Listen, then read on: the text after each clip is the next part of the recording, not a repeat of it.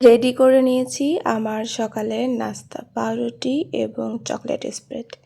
একটু বেশি করে নিয়েছি যে ভারী করেই, আস্তে আস্তে আসলে প্রথম দিন অল্প একটু খেয়েছি, তারপরের দিন আর একটু বেশি, এভাবেই আমি খাওয়ার চেষ্টা করছি। তো আলহামদুলিল্লাহ আগের মতন অত খারাপ লাগে না, সেটা তো আগের ভিডিওতে বলেছি। আর সাথে কফি, যেটা তো থাকতেই হবে, মানে কফি খাওয়ার পরেও আমার ঘুম আসে। আগে বলতাম যে চা কফি খেলে আমার ঘুম আসে না, এখন দেখি ভালোই ঘুম আসে। আর ফুলগুলো একদমই নেতিয়ে গেছে, ফুলগুলো চেঞ্জ করতে হবে। তবে এই গোলাপি, মানে এটা কি বলবো, এটা একদম রানী কালারের, সেটা ভালোই আছে জারবেরাটা। এই তো এইভাবেই আমার দিনটা আপাতত আমি শুরু করলাম। তো দেখা যাক ভিডিওতে কি কি থাকছে। আমার কথাগুলো শুনতে হয়তো একটু অন্যরকম লাগছে, কারণ প্রচণ্ড মাইগ্রেনের পেইন শুরু হয়েছে। ভয়েস একটুও দিতে ইচ্ছা করছে না, বাট তারপরেও আমি ভয়েসটা দিয়ে রেডি করে রাখছি।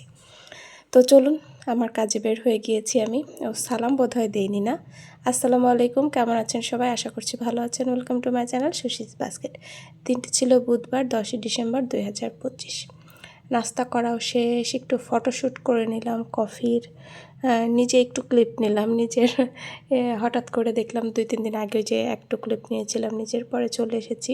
আজকে সবার জন্য একটু খই মুরগি নিয়ে এসেছিলাম, ওই যেটা আমি খাই।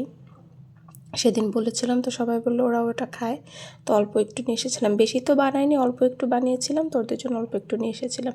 আর আজকে হচ্ছে আবার লুডো খেলতেছিলাম, কালকেরটা তো খেলা হয়নি। তো আজকে আমি জিতে গিয়েছি। জিতে যাওয়ার পরে যে জিতে যাবে সে খাওয়াবে, আমি খাইয়েছি, তারপরে বাবা সবাই মিলে আমাকে খাওয়াইছে। মানে কি আর হলো, কিছুই হলো না, ওই আমিই বেশি খাইলাম, এটাই মনে হলো যে সবাই মিলে আমারই তখন খাওয়াইলো।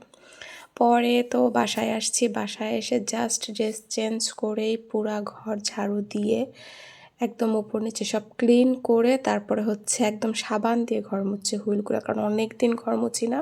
আর রাস্তার অবস্থা সেটা দেখতেই পান আপনারা, গাছপালা যখন আমি দেখাই, শিউলি গাছ দেখেছেন আগের ভিডিওতে, কি পরিমাণ ধুলো, বুঝতেই পারেন যে কি পরিমাণ। তো একদম ঘষে ঘষে বলা যায় যে ঘর মুছেছে। আর আজকে হচ্ছে একদম সবজি খিচুড়ি হয়েছিল দুপুরবেলা, আর ডিম ভুনা হয়েছিল। তো সেটাই হচ্ছে আমি দুপুরের খাবারটা খেয়ে নেব। মানে ঘর মুছেছি, তারপরে শাওয়ার নিয়েছি, তারপরেই নিচে চলে এসেছি হচ্ছে খাওয়া দাওয়া করতে।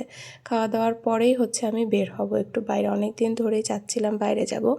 তো খাওয়া দাওয়ার পরে মনে হলো ভাইয়া রোজা রয়েছে, তো ওর হচ্ছে কি আর ডিম ভুনা করেছে, ডিম সেদ্ধ দিলাম না, খেজুর আর একটা কলা দিয়ে দিলাম, যে ওটা রেডি করে রেখে যায়। আর হচ্ছে ও হয়তো যদি ভাত খায়, খিচুড়ি না খায়, এই জন্য একটু বেগুন ভাজি করলাম। আর আজকে রাতে আমরা রুটি খাওয়ার সেরকম কিছু নেই, তো আব্বুকে বললাম আলু বা শিম ভর্তা দিয়ে ভাত খাবে কিনা, বললো হ্যাঁ। তো আমি হচ্ছে একদম সব রেডি করে রেখে যাচ্ছি, যে যদি আমার আসতে দেরি হয় তাহলে ভাইয়া একটু জাস্ট ভাতের চালটা ধুয়ে রাইস কুকারে বসাই দেবে। যে বেগুন ভাজা, আর বেগুন ভাজা আমি একটু পোড়াবো না সেটা তো হয় না, আমার ভাগ্যিস এবার একটাই পুড়েছে, সবগুলো পুড়ে না, আমার তো একদম কালো হয়ে যায়, মানে আমি দাঁড়ায় থাকলেও পোড়ায় ফেলি এটাই। তো এই তো তাড়াতাড়ি রুমে এসেই হচ্ছে আমি রেডি হয়ে গেছি, মনে হয় 5 মিনিট আমি একটু শুয়েছিলাম, মানে পিঠ একদম ব্যথা হয়ে গিয়েছিল। তারপরে হচ্ছে এই যে বের হয়ে গেছে, অনেক দিন পর আমার এই নাগরাইগুলো বের করলাম, একদম নষ্ট হয়ে গিয়েছে। আমাদের এলাকায় এগুলো একদম ভালো পাওয়া যায় না, আমার পছন্দ হয় না। এখন এই জুতা কিনতে ঢাকা যেতে হবে।